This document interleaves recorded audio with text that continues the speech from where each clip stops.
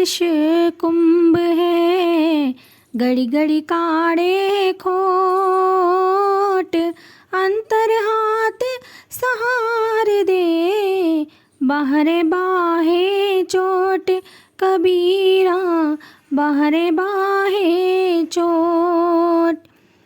प्रस्तुत दोहे में कबीरदास जी ने कहा है कि गुरु शिष्य का जो संबंध है वो एक कुम्हार और घड़े की भांति है। जिस प्रकार कुम्हार घड़े को बनाते समय गीली मिट्टी को चाक पर रखकर घुमाता है और बीच बीच में उसे अंदर से हाथ का सहारा देता हुआ और बाहर से उस पर चोट करते हुए एक पूरी तरह से घड़े का आकार देता है, बीच बीच में उसे संभालता है ताकि उसकी आकृति ना बिगड़े। उसी प्रकार से जो एक शिष्य है उसको गुरु बीच बीच में डांट कर, उसकी कमियों को बताकर उसे एक अच्छा इंसान बनाने का प्रयास करता है। प्रस्तुत दोहे में कबीरदास जी कहते हैं कि गुरु कुम्हार है और उसकी रचना यानी उसका शिष्य घड़ा है। शिष्य को तैयार करते समय गुरु उसकी कमियों, उसके दोषों को दूर करता है।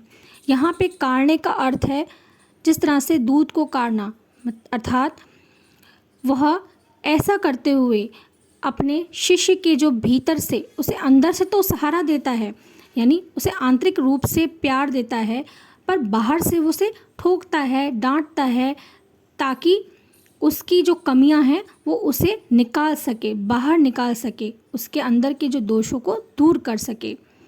काढ़ने का अर्थ सिर्फ बनाना नहीं होता बल्कि पूरी आत्मीयता से दोष रहित कृति तैयार करना होता है। जैसे अच्छा मूर्तिकार मूर्ति गढ़ता है और उसे सजीव और जीवंत बनाता है, सुनार आभूषण में कलात्मक सुंदरता उभारता है, इसी प्रकार से कवि ने गुरु द्वारा शिष्य को गढ़ने की बात कही है। अच्छा गुरु शिष्य को कोरा ज्ञान ही नहीं देता बल्कि उसे समाज और दुनिया के लिए एक बेहतर इंसान के रूप में तैयार करता है।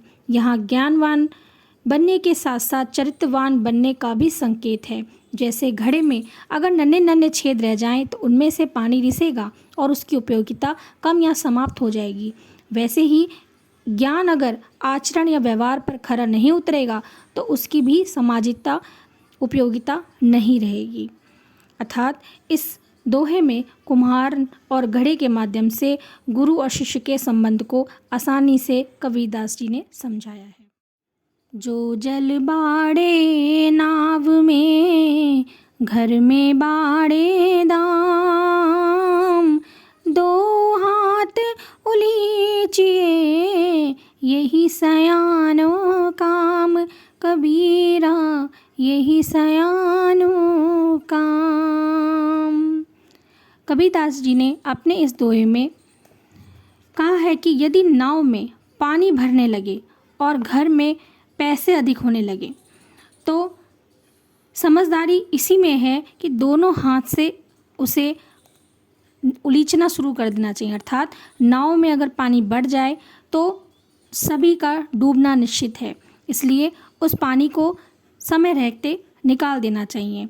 उसी प्रकार से अगर घर के अंदर अनावश्यक पैसा हो जाए, हद से ज़्यादा पैसा इकट्ठा हो जाए तो उसे क्या करना चाहिए, अंजुरी भर के बाहर निकाल देना चाहिए। निकालने का मतलब उसे दान कर देना चाहिए, अच्छे कामों में लगाना चाहिए, जिससे कि धन अधिक अगर रहेगा तो उससे घर के लोगों में अशांति और गलत संगति का असर भी होना संभव है। उनके अंदर दोष उत्पन्न होने लगेंगे, वो कहीं ना कहीं उसे भोग विलास में प्रयोग में लाने लग जाएंगे और विलासी बन जाएंगे, जिससे छुटकारा पाने के लिए उसे दान करने की बात यहाँ पे कबीरदास जी ने कही है।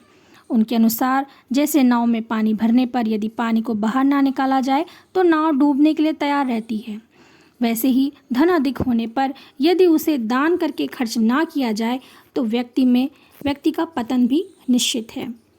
अर्थात यहाँ पे जो जल है उसे पैसे से तुलना करके ये कहा गया है कि अधिक धन इंसान के पतन का पूरा पूरा कारण हो सकता है। इसलिए सियाना व्यक्ति वही है जो कि उस धन को सही जगह प्रयोग में लाए, जितना ज़रूरत है उतना यूज़ करे, उतना उसको प्रयोग में लाए और बाकी को अच्छे कामों में, धर्म कर्म में, लोगों के समाज सेवा में उसे लगाए।